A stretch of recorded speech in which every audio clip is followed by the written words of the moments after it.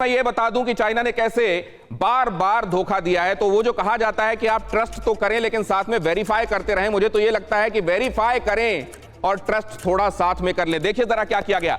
27 साल में 5 समझौते हुए, एक दूसरे की संप्रभुता और अखंडता का सम्मान करने की बात की गई। यह कहा गया कि हम एक दूसरे की सॉवरेनिटी का रिस्पेक्ट करेंगे और एक दूसरे के खिलाफ आक्रामक कदम कभी नहीं उठाएंगे। हिंदुस्तान ने कभी नहीं किया, लेकिन चाइना ने क्या किया, वो गाहे बगाहे देखने को मिला और हाल में तो एक बार फिर से देखने को मिला। एक दूसरे के आंतरिक मामलों में हस्तक्षेप नहीं करेंगे, एक दूसरे के आंतरिक मामलों में हस्तक्षेप नहीं करेंगे। हिंदुस्तान बिल्कुल नहीं करता, लेकिन पाकिस्तान के माध्यम से चीन क्या करता है ये पूरी दुनिया देखती है। समानता और आपसी फायदे के लिए काम करेंगे, एक दूसरे को समानता से देखेंगे और एक दूसरे के फायदे के लिए काम करेंगे। लेकिन चीन क्या करता है, अपना हित देखता है और अपना हित जितना सध जाए उसकी आड़ में जरूर वो ये दिखाता रहता है कि हम दूसरे की भी चिंता करते हैं, लेकिन उसकी चिंता असल में सिर्फ खुद को लेकर होती है। और ये उसने कोविड के समय भी दिखा दिया। जिस तरीके से पोस्ट कोविड अभी पूरा पूरा पूरा एक तरीके से ग्लोब स्ट्रगल कर रहा है, लेकिन उसने, आपने देखा, उसने कई फ्रंट खोल दिए। हांगकांग, ताइवान, साउथ चाइना सी, इधर भारत के साथ वो कर ही रहा है। और साथ में आपने देखा कई तरह के ट्रैप्स उसने बिछाए हुए हैं, कारोबार से लेकर कर्ज देने तक के ट्रैप। एलएसी के आसपास शांति बनाए रखे, कितनी शांति बनाई है चीन ने over a period of time, और हिंदुस्तान ने कितना संयमित होकर हर चीज को झेला है और उसके बाद वापस लेकिन प्रोवोक किए जाने पर जवाब भी दिया है, वो आपने देखा। 1993 में नरसिम्हा राव साहब गए थे चीन, और तब वहां ली पेंग, तब के राष्ट्रपति, उनके साथ उनकी बातचीत हुई थी और समझौता हुआ था कि लाइन ऑफ एक्चुअल कंट्रोल के आसपास दोनों देशों का बर्ताव कैसा होगा।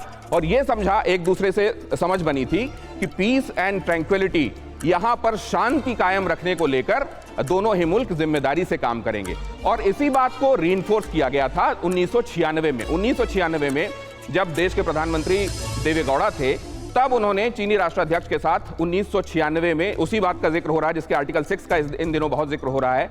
7 पेजेस का यह डॉक्यूमेंट है जिसमें एक दूसरे पक्ष ने साइन करके एक दूसरे को कागजात सौंपे थे और यह कहा था कि यहां पर कोई ऐसी हरकत नहीं होगी, लाइन ऑफ एक्चुअल कंट्रोल के आसपास कैसा बफर जोन होगा, किस तरीके से सेनाओं का बर्ताव होगा, 150 से ज्यादा सैनिक एक जगह इकट्ठे नहीं होंगे, उकसाने वाले कोई वीडियोस जारी नहीं किए जाएंगे, अगर प्रैक्टिस भी करती हैं सेनाएं यहां पर तो इस तरीके की नहीं होंगी कि वो दूसरे को उकसाने वाली हों।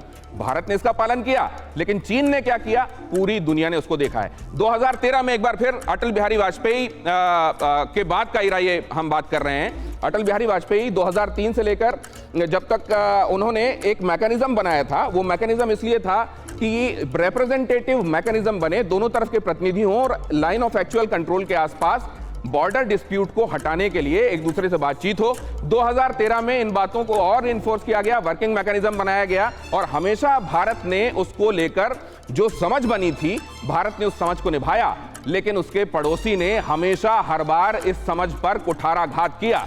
अब सवाल यह है कि ये कूटनीतिक तौर पर भी भारत की फिलहाल कामयाबी है, सामरिक तौर पर भी भारत ने मुंहतोड़ जवाब दिया है जो प्रोवोकेशन चाइना की तरफ से किया गया। लेकिन विवेक काटजू साहब के पास एक बार फिर से मैं चलूंगा। विवेक काटजू साहब, ये जो बात कही जा रही है बार बार, चीन ने, जाओ एन लाई ने खुद ये बात कही थी एक जमाने में कि don't go by what we say, see what we do.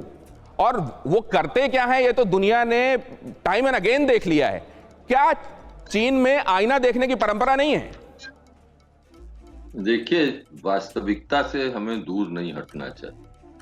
चीन, और मुझे जरा 1 मिनट दीजिए, चीन ने 1978 में डेंग शाओपिंग के जमाने में अपनी नीतियां, आर्थिक नीतियां बदली और डेंग शाओपिंग ने अपने नेताओं को और चीनी जनता को राय दी कि दूर की सोचो, अभी अपनी शक्ति बढ़ाओ और जब शक्ति बढ़ जाए तो फिर आगे की बात करेंगे। उन्होंने अपनी अर्थव्यवस्था बदलते हुए इस स्तर पे वो ले गए अपने देश को कि आज चीन दुनिया की फैक्ट्री बन गया। प्रधानमंत्री का आह्वान बिल्कुल सही है, आत्मनिर्भरता, जिसका तात्पर्य मैं जो समझता हूं वो ये कि हमें मैन्युफैक्चरिंग बेस अपनी बढ़ानी होगी, हमें साइंस और तकनीकी में और प्रगति करनी होगी, इसकी हम भी एक मैन्युफैक्चरिंग बेस, हमारी भी उसमें भी वृद्धि। अब वास्तविकता यह है कि चीन अपने आप को अमेरिका का बराबर समझता है और जब से शी जिनपिंग आए हैं, राष्ट्रपति बने हैं, उसने ये चाहा है कि दुनिया उसका दबदबा माने। जो अंतर्राष्ट्रीय नियम है उसका उसने पालन नहीं किया, चाहे वो साउथ चाइना सी हो, ताइवान में वो दिख रहा है, हांगकांग में दिख रहा है, दुनिया के हर भाग में दिख रहा है।